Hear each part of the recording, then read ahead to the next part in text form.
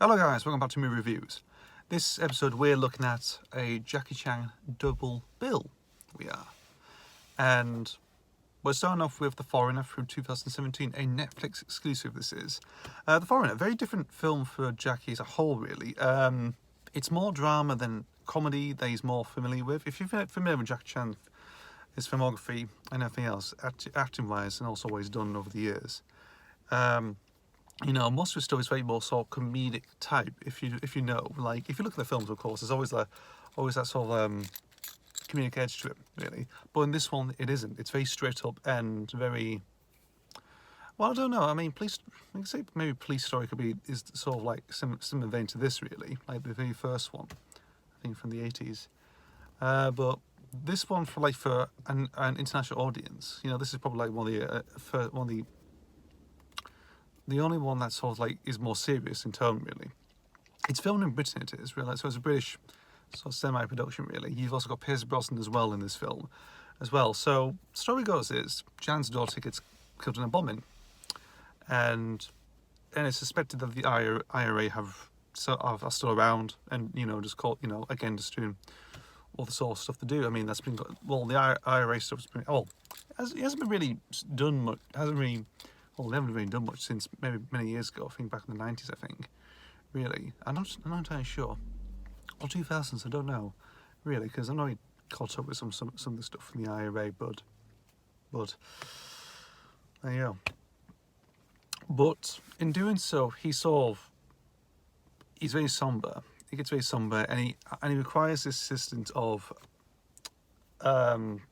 this IRA operative, who actually, ex-IRA operative, he used to work with them, played by Pierce Brosnan, who's now like part of the government, he is. But he gives out no details or promises not to help, really, Chan's character demands information, of course, but he doesn't. But Brosnan's character is very not sort of into that, really. Ray doesn't want to show the information or anything else, even though he was part of it, he won't. Give any clues or anything else or anything like that, or any details or anything that so forth.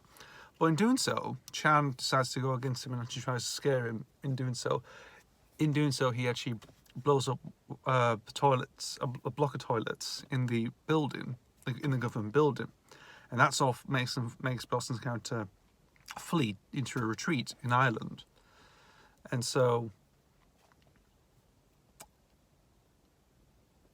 So he ends up there, and of course he needs he's got his bodyguards, of course, but he also hires his nephew as well, who'll be a trained soldier who served in the armed forces, really. Who's actually come back and said, "I need your help," and obviously family business, but also while helping him sort out Chan or trying to assassinate Chan, he's also having an affair with his wife as well, Brosnan's wife. So it's a bit like interesting. Yeah, it's kind of, it goes into different places, it does, but it's really, and of course you get the showdown, of course, with Chan against Brosnan, but also and the retreat and everything else, also faced against the nephew as well. This film's pretty good, I have to admit. In terms of like its serious tone and everything else, it's actually a pretty good film. Very good action sequences. When he battles a few men on the roof of a B&B as well, which is pretty interesting. The stuff in the forest as well in Dublin, I think in Dublin or some in Ireland. I keep forgetting the locations since the film, actually, but really good stuff. And just I don't know, how do you think? Well, actually, he does explain that he was a trained soldier and actually sort of went missing, like he was presumed dead or something, really. But in actual fact, he's sort of like, he's very expert in sort of hiding, also in camouflage as well, really. But that's what he sort of did, really. And it's actually pretty interesting. He does spare the nephew anyway. Just captures him, really. But it's really good. I mean, Chan's performance itself is pretty good. It's kind of like, you can feel the loss. You can see it in him, really. Pierce Brosnan is good as well. Very sly type character, really. Just wants to hold in law secrets, he is. Indeed. And some of the other cast members are actually pretty good as well. You know, they do sort of a decent job it is. And yeah, pretty good. I first came across this on YouTube very much, like on you know, new film, of course, and it's like, oh, new J. Chen film is actually the foreign in Britain. How interesting. Like he's a British citizen and runs a Chinese restaurant. Yeah.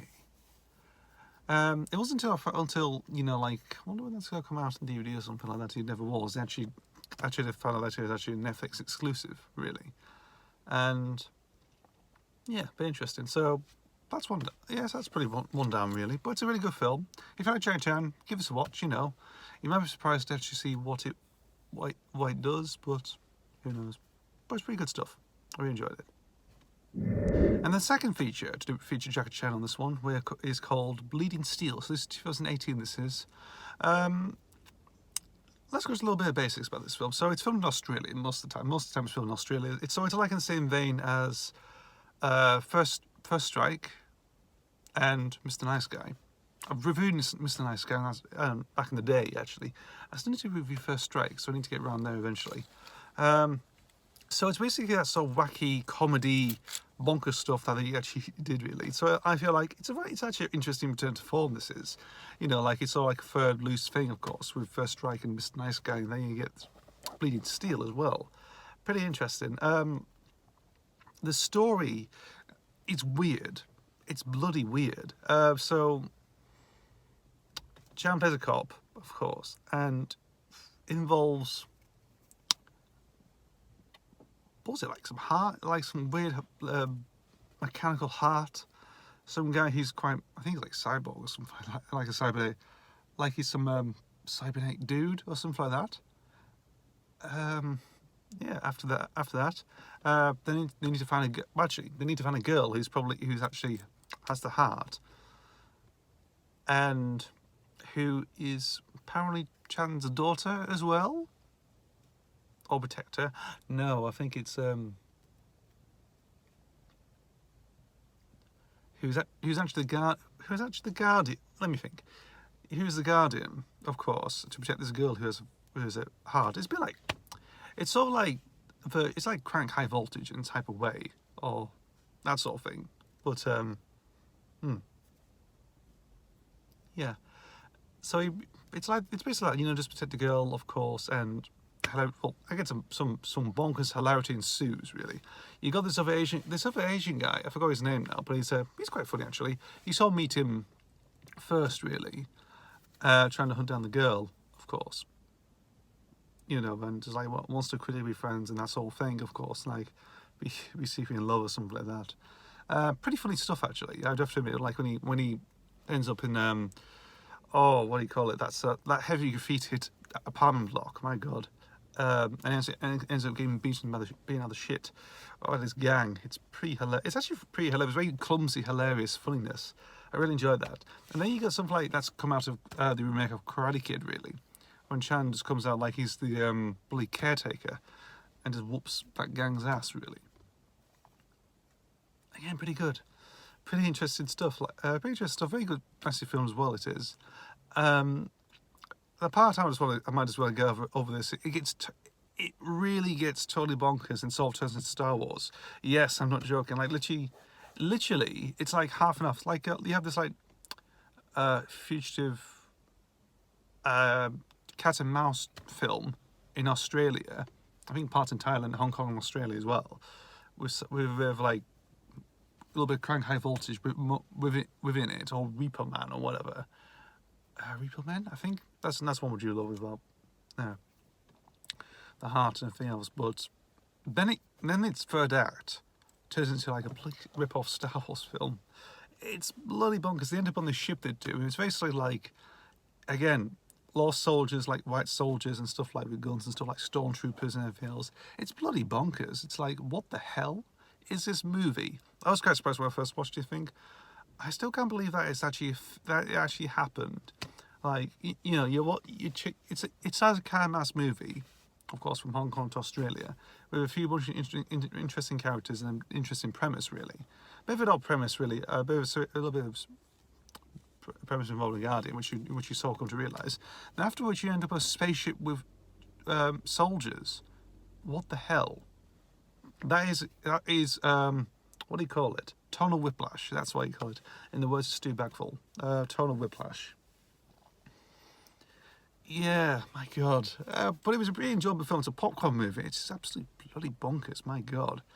You start off like, you know, serious tone, and it ends up like a sort of like you know, mythical average cat and mouse. Find the girl, you know, have a bit of action, of course. Then, you know, oh, she's kidnapped. Let's go to the final act.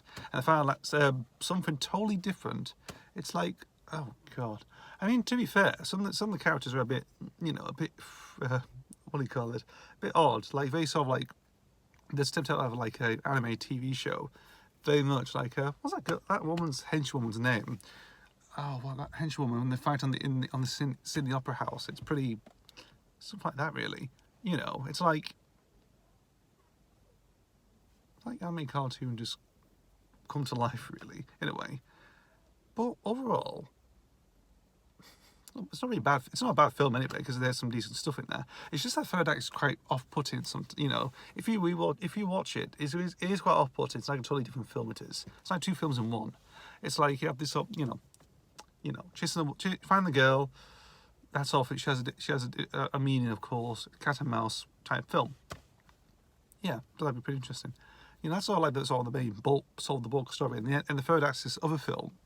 That's all like like a Star Wars rip-off, really. And it's like, yeah. But I thought it was okay. It's all right.